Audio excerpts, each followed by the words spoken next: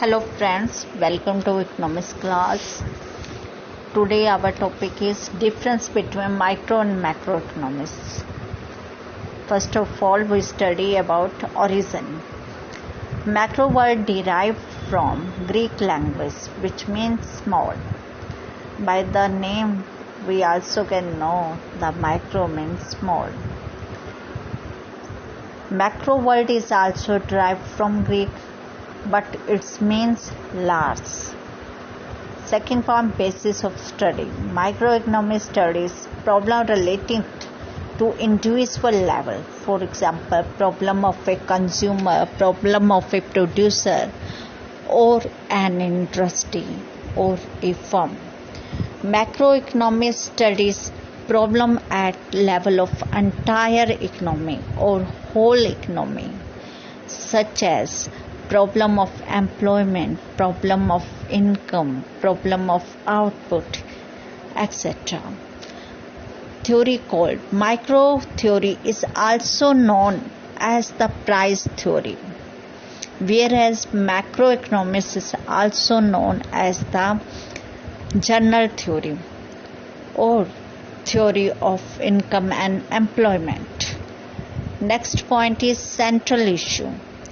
Microeconomics central issue is price determination problem. On the other hand, macroeconomics central issue is determination of overall output and employment.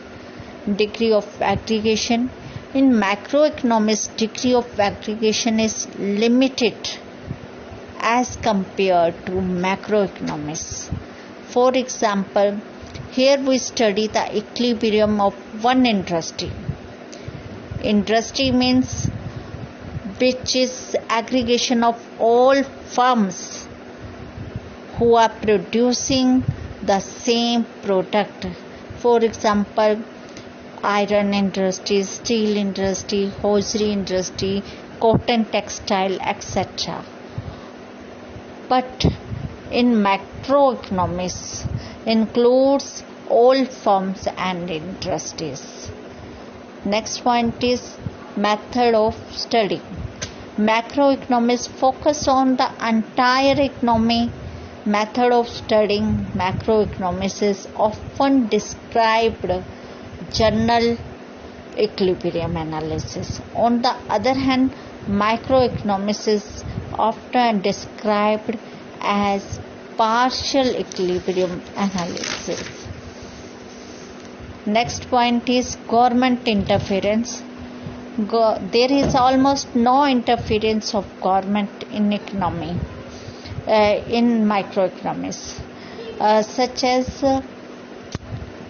in consumer activities there is no interruption of government, or there is no interference of government in price determination of perfectly competitive market. But on the other hand, in the matter of in the provision of health, education, or water supply, electricity supply, roads, railway, we find the government hand. And next one is macro and macro paradox. What is logical at micro level may not be logical at macro level. For example, if one person saves, it's good. But if all start saving, its result, the aggregate demand will fall.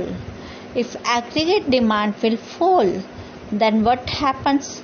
Then no benefit we get.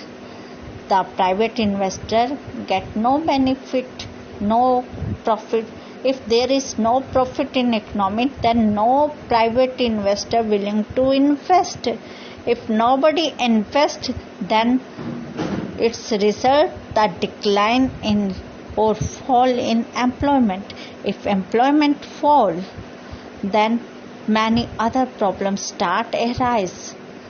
Unemployment, poverty, per capita income low, growth rate low, and economy will be driven towards future poverty instead of prosperity. Next one is scope of economics. In microeconomics deals with individual price, individual income, individual output, etc. But on contrary, in macroeconomics deals with employment, general price level, theory of money, theory of national income, etc. And today our topic is closed now, and we take a recap after that. In this chapter, Introduction to Economics, examiner can ask question who divide the economics into two parts, and meaning of microeconomics, and also come the meaning of macroeconomics. What comes in the scope of macroeconomics in 1 marks, just give them name. And other one in 3 marks question may come the difference between classical and Keynesian approach, and also comes the micro and macroeconomics differences. Okay, bye bye, and meet you soon with next lecture.